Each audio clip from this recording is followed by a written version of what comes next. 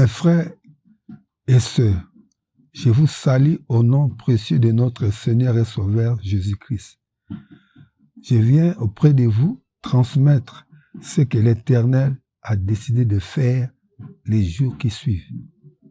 Dieu a décidé de détruire une grande institution religieuse, une église de renommée mondiale. Cette dernière fait mention du nom de Jésus-Christ sur ces édifices, mais n'enseigne nul Jésus-Christ. Par contre, elle profère des insultes et des diffamations à l'égard de Jésus-Christ. Le nom de l'Éternel est rejeté.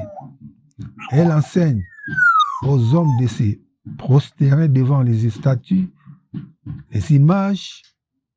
Or, la Bible déclare dans les livres d'Exode 21 à 5 qu'on ne peut pas s'agenouiller ou adorer une image taillée. Surtout que cette pratique amène une malédiction jusqu'à la 3e ou 4e génération. Jésus lui-même a résumé les 10 commandements en 2. Premièrement, tu aimeras ton Dieu de tout ton cœur, âme et pensée. Deuxièmement, tu aimeras ton prochain comme toi-même. Matthieu 22, 37 à 39. Alors, si tu prétends aimer ton prochain, tu ne pourras lui instruire de pratiquer ce qui est considéré comme une abomination aux yeux de l'Éternel et d'être frappé de la malédiction jusqu'à la 3e ou 4e génération. Cette Église prétend avoir l'amour. Quel amour consisterait à empêcher quelqu'un d'entrer dans les royaumes des cieux? Enseigner aux autres les mensonges. Alors là, ce n'est pas une Église de Dieu. Raison pour laquelle, mon frère, ma soeur, sortez de cette Église, venez à Jésus-Christ pour être sauvés. Ainsi dit le Dieu très haut, l'Église dont vous avez connu réellement, ayant une grande renommée, l'Éternel commence à les briser. Maintenant, sa force et sa puissance ne plus que de 70%. Et l'Éternel a décidé de le rendre à 0%. Plusieurs se lamenteront, crieront pour cette Église. C'est un dessein que Dieu a ordonné à Satan de détruire cette Église et les renverser parce que notre Dieu est le Dieu de tous les esprits.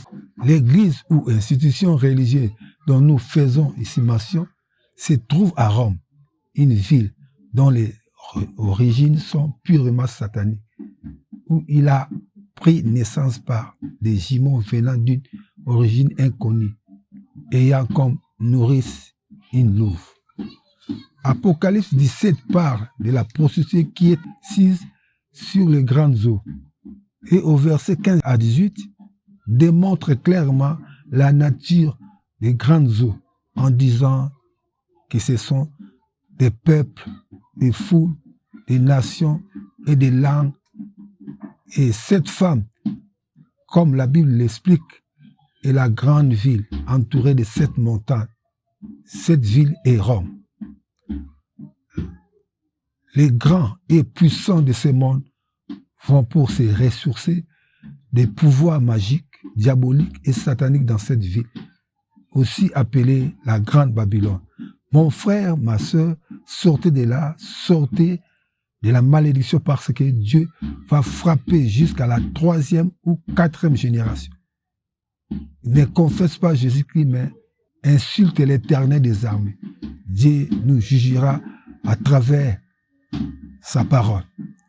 Cette dernière refuse de se repentir jusqu'à présent. Sortez de là, car Jésus-Christ revient bientôt. L'enlèvement de l'Église est proche, tous les signes sont là. Si je parle ainsi, c'est parce que dans l'Ancien Testament, dans les livres de Daniel, chapitre 4, la Bible parle de l'ancien Babylone, qui avait un roi puissant, mais têtu devant l'Éternel. Dieu l'a frappé durement. Et après ce temps, ces derniers se repentit et commence à adorer et louer l'Éternel des armées. le Dieu de Daniel. Il recommanda même à ce sujet d'adorer le Dieu de Daniel qu'il a fait le ciel et la terre. Regardez comme l'ancienne nation Babylone a eu peur de l'Éternel, mais l'actuelle grande Babylone aujourd'hui qui est Rome continue toujours à insulter, créer des images, des statues pour insulter l'Éternel des armées. Elle pousse les gens à se prosterner et adorer ses idoles. Mon frère, ma soeur, sortez de là. C'est le sacrilège, l'abomination. Venez à Jésus-Christ et tu seras sauvé, toi et toute la famille.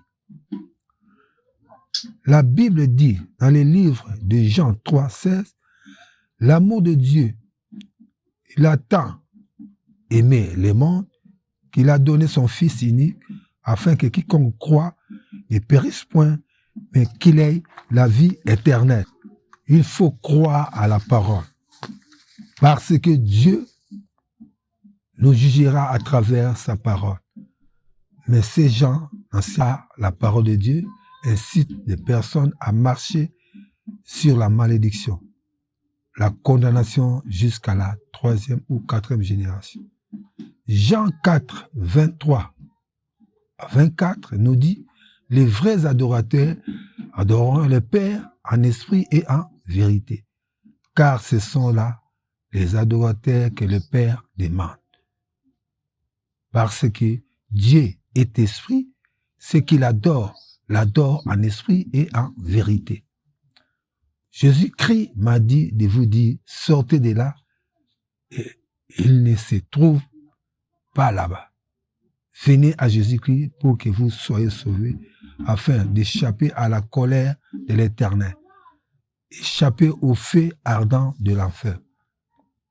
Si tu t'entêtes d'y rester, mon frère, ma sœur, un jour, tu verras les diables qu'on appelle Satan, les démons, les faux prophètes, les impies, crient, pleurent, graissent des dents, se lamentent en enfer, comme il est décrit dans les livres de l'Apocalypse, étant de feu.